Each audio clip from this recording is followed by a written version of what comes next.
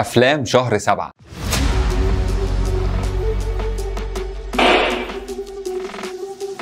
السلام عليكم واهلا بيكم في حلقه جديده. نزل طبعا اعلان فيلم احمد واحمد من بطوله احمد السقا واحمد فهمي، مجموعه من النجوم الكتير. عندنا غادة عبد الرازق، رشدي الشامي، جيهان الشماشرجي، ومعانا كمان حاتم صلاح ومحمد لطفي، وكمان معانا ضيوف شرف، معانا طارق لطفي وابراهيم الحجاج. فده كان نجوم فيلم احمد واحمد. طبعا اخراج الفيلم من احمد نادر، اخراج احمد نادر جلال، المخرج الكبير اللي عمل افلام كتيره جدا قويه ونجحت وكسرت الدنيا مع احمد السقا ومع مجموعه من النجوم الكتير. طبعا قصه الفيلم احمد السقا هو بيقوم بدور خال احمد فهمي وخال جيهان الشماشرجي. هو طبعا عمل حادثه وفقد الذاكره، فقد جزء من ذاكرته او فقد الذاكره بالكامل. طبعا بيحصل له احداث كتيره. هو طبعا باين عليه اللي هو كان لبط، بيعمل عصابات وبيعمل جرايم وبيعمل حاجات كتيره. كل احداث الفيلم في الاعلان اللي احنا شفناه اللي هو العصابات بتطارده وبيدخل في مجموعه من الصراعات ومجموعه من الحاجات الغريبه والمواقف اللي بيتعرض لها. هو ناس فاقد الذاكره، مش عارف هو ايه ده اصلا، هو اسمه ايه وكل حاجه. وطبعا احمد فهمي بيواجه الصعاب دي لانه هو اصلا احمد السقا خال احمد فهمي. طبعا الفكره دي اللي اتعملت اللي هو خال، زي فكره فيلم البدله ما كان اكرم حسني خال تامر حسني، الاثنين حسني يعني سبحان الله. احمد السقا واحمد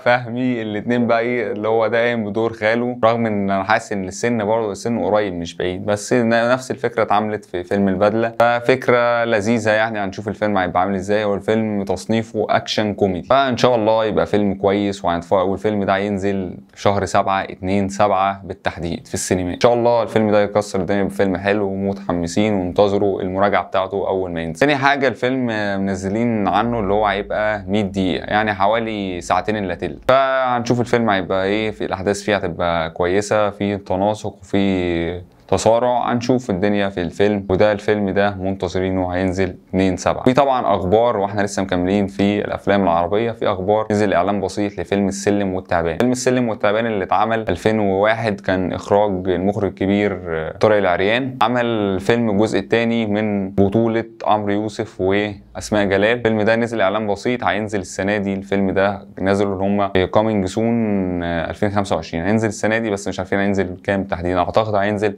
اخر السنه، يعني ممكن شهر 9 وممكن ينزل على مثلا احتفالات نهايه السنه، راس السنه والحاجات ديت ممكن في النهايه. فده كانت كل حاجه على اخبار الافلام العربيه. والافلام الاجنبيه الفيلم المنتظر انا منتظره جدا فيلم جوراسيك بارك ريبيرث، اللي هو اعاده الميلاد، اللي هو بمعنى البعث، عوده الديناصورات بعد ما اتدمرت وحصل مشاكل كتير في 2022. فيلم الجزء اللي نزل 2022 عادوا بقى بمجموعه من النجوم الكتيره. بطولة النجمه الكبيره سكارليت جوهانسون، طبعا النجمه المشهوره الكبيره، ومعاها من النجم كمان جوناثان بيلي، وبيشاركهم البطوله النجم ماهر شلعلي يعني خليها كده ماهر شلعلي. فمجموعه من النجوم ده اللي مشاركين في الفيلم. الفيلم طبعا من اخراج المخرج جاريس ادواردوس. طبعا الفيلم ده نازل اللي هو كاتبين هيبقى 134 دقيقة، يعني حوالي ساعتين وربع بالظبط. الفيلم ده منتظره. هو الفيلم طبعا ديناصورات وكده، وطبعا انصحك ان انت تدخل الفيلم ده لو عايز تدخله 3D او 4D او اي ماكس. وسام بقى لو مدمج مع بعض 3D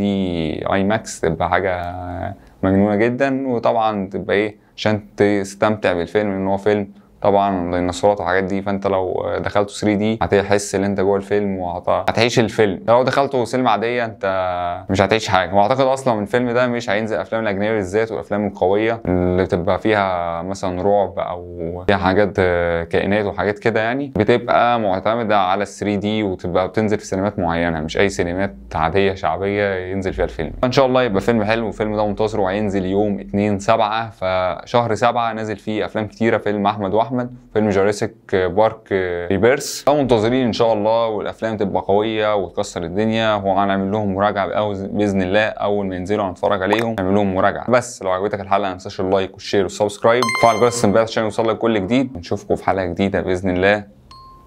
سلام.